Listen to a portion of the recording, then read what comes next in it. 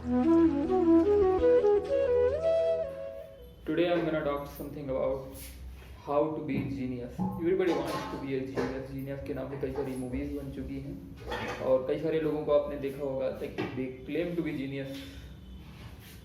तो चलिए बात करते हैं कि आखिर कौन कुछ ऐसे स्टेप्स हैं जिससे हम जीनियस बन सकते हैं या ज़्यादा इंटेलिजेंट बन सकते हैं। तो सबसे पहली चीज़ है जीनियस बनने के लिए जजमेंटल ना हो।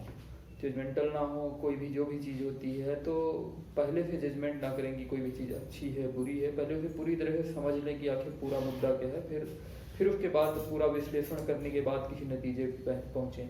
अपने पूर्वाग्रहों से ग्रसित होकर के जजमेंटल होकर के आप जीनियस नहीं बन सकते। जीनियस बनने के लिए ज़रूरी है कि आप किसी भी चीज़ के ऐसे पहलू भी देख पाएँ जिसे सामान्यतः दूसरे लोग नहीं देख पाते हैं। और दूसरी चीज़ है सवाल पूछना। पहली बात यह है कि हम सवाल नहीं पूछते। कई बार हम ये सोचते हैं कि सवाल ये शायद मूर्खतापूर्ण सवाल है, ऐसा सवाल कोई नहीं पूछेगा, इसीलिए हम अपने सवालों को निगलेक्ट कर देते हैं। पर ऐसी बात नहीं है। क्या पता वो सवाल मूर्खतापूर्ण सवाल ना होकर के बहुत ही ज़्यादा इंपॉर्टेंट सवाल हो और उसी सवाल से ही आपको कुछ नए आइडियाज़ मिले या कोई एक नया पॉइंट ऑफ व्यू देखने को मिले, इसीलिए आप सवाल पूछें। और इसमें ये भी चीज़ सजेस्ट की जाती है कि आप किसी फील्ड से हैं और किसी चीज़ में काम कर रहे हैं, किसी प्रोजेक्ट में काम कर रहे हैं, तो किसी ऐसे व्यक्ति को वो चीज़ समझाने की कोशिश करिए, बताने की कोशिश करिए जो उस फील्ड से ना हो। तो वो आपसे एक तरह से जो भी सवाल पूछेगा तो उससे आपको एक नया पॉइंट ऑफ व्यू मिलेगा। क्योंकि हम जनरली जिस फील्ड में होते हैं तो हमारा माइंड पुरानी अवधारणाओं से ब्लॉक हो जाता है, जिससे हम नए पर्सपेक्टिव देखने में सक्षम नहीं होते हैं। इसीलिए सवाल पूछना बहुत ज़रूरी है।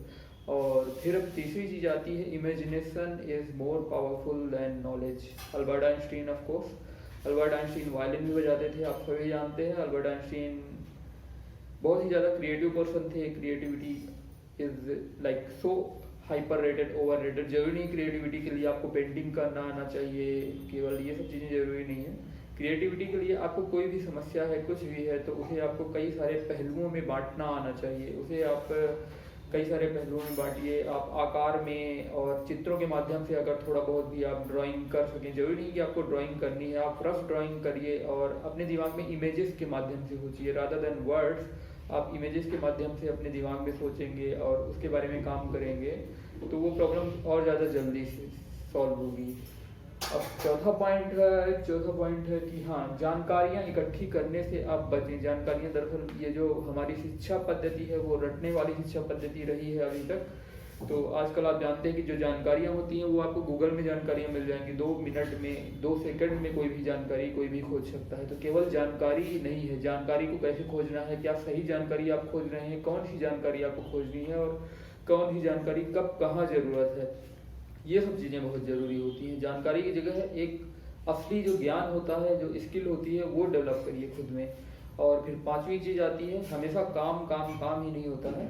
रेस्ट लेना, मतलब विश्राम करना भी ज़रूरी होता है। आप थोड़ा समय अपने शरीर के लिए दीजिए, थोड़ा ध्यान के लिए, मेडिटेशन के लिए भी समय दीजिए। और उसके अलावा आपकी कोई हॉबी है, कोई ना कोई हॉबी सबकी होती है, अगर नहीं भी है तो आप थोड़ा बहुत अपनी हॉबीज़ डेवलप करें और अपने सगे संबंधियों से मिलिए, अपने दोस्तों से मिलिए और इसी तरह से खुद को वर्सेटाइल रखिए। केवल एक ही चीज़ में फोकस होकर के आप बोर हो सकते हैं, आपका माइंड ब्लॉक हो सकता है। और जब आप बीच में थोड़ा किसी हॉबी में भी टाइम देते हैं तो आप जो काम कर रहे होते हैं उसमें आपको नए पर्सपेक्टिव देखने को मिलेंगे, आपका दिमाग तरोताज़ा फील करेगा और ज़्यादा अच्छी तरह से काम कर पाएगा।